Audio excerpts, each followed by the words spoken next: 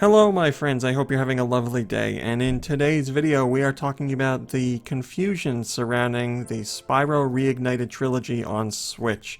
If you haven't been keeping up with it, for the last 2 weeks the discussion has really heated up about two different things. First up, how big is the game? Second, how much of the game is actually on the game card if you buy the physical version. And there's been all kinds of misinformation out there, and that's because it seems like every retailer has different information. I don't know how that came to be, but we have all these different retailers with all different information, and Activision is yet to step forward and clear up the situation, which makes it so frustrating, and I completely understand why so many people are confused. Unfortunately, I don't have a definitive answer for you because I'm just as confused. As far as I can tell, there's no 100% correct answer yet. We have some information that seems to be correct, but who knows what'll happen tomorrow. Alright, so let's start with the physical copy side of things. People are wondering, will the physical release of Spyro Reignited Trilogy on Switch require a download? It seems like it will, because the game, when it came out on other platforms, required a download to get all of the games in the trilogy. So for that not to be the case on Switch would be extremely surprising, especially because the size of the Switch game card is much smaller than what you would get on one of the discs for the PS4 or Xbox One. So it is most likely there will be a download, but how big is the download? I don't know. And do we know for sure that a download is required? I would love to tell you yes, but we don't know that either, because there's cover art here in North America that says a download is required, and there's cover art in Europe that doesn't make any mention of a required download. Is it a mistake for one of the regions when it comes to the cover art? Will one of the regions get a game card that has all the games on it? I don't know. We have seen that happen before in select regions. I believe one of the Final Fantasy games, I think it was Final Fantasy X-X2, came out on a single game card in Asia, but here in the States you got one game on the game card and you had to download the other. So if that were to happen with the Spyro Reignited Trilogy, it wouldn't be unheard of. It doesn't happen too often, but that's what's leading to the confusion, because it could very well happen. So again, we have no definitive answer whether a retail release for the game is going to include all the games, if it's going to need a download to get all the games, or how big that download is. Then you flip over to the eShop side of things. Say you're going to do just the download of the Spyro Reignited Trilogy through the Switch eShop. How much storage space will you need? Again, all the listings lead to complete confusion. Nintendo.com's listing for the game said something like 6 gigs or 6.3 gigs, something like that.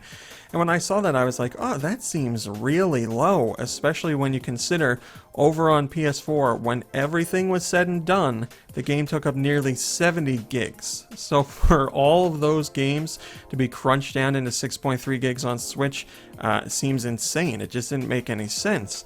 Then, if you go to the eShop listing, so you actually fire up your Switch and go over to the eShop, the listing there says something about 15 gigs or 15.3 gigs, somewhere around 15 gigs.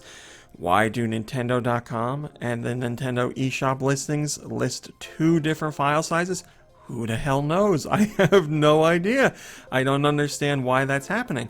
So is the eShop listing for 15 gigs, 15 plus gigs, is that the final amount of the download? Or is there going to be another download on top of that 15 gigs to get all the other content? Is there a day one quote unquote update or patch that gives you access to the other games that will require another big download?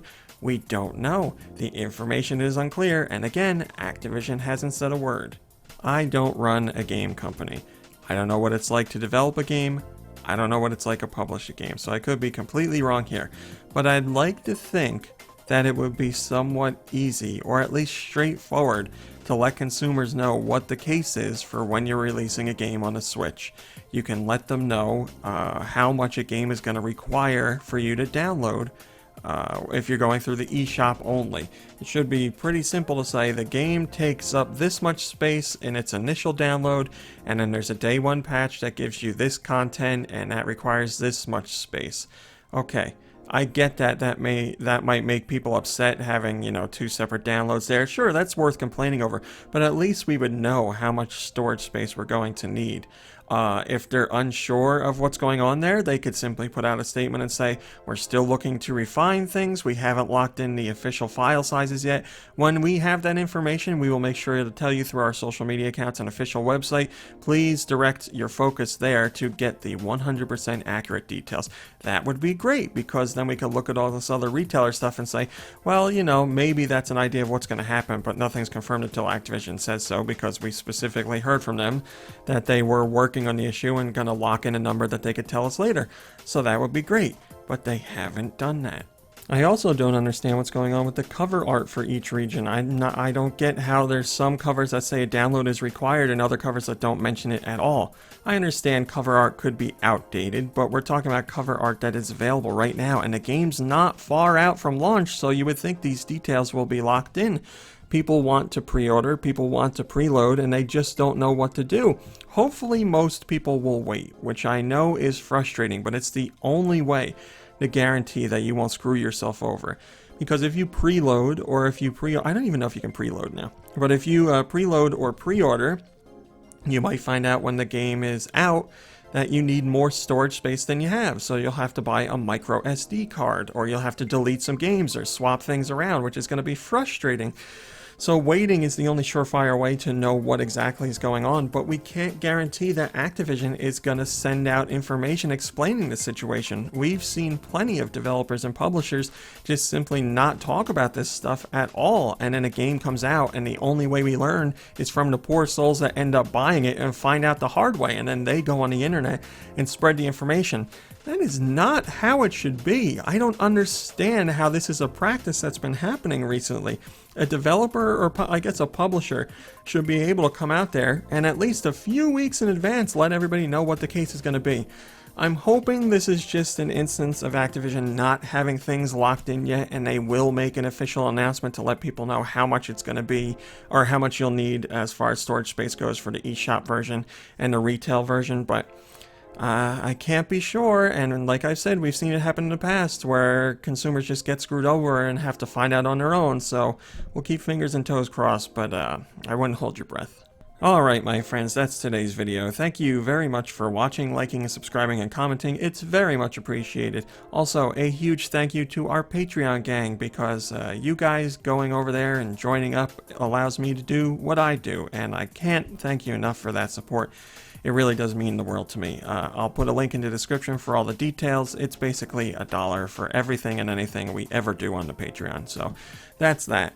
And that's all we got for today's video. So until tomorrow, have a lovely day and a lovely evening. And I'll see you in a few short hours.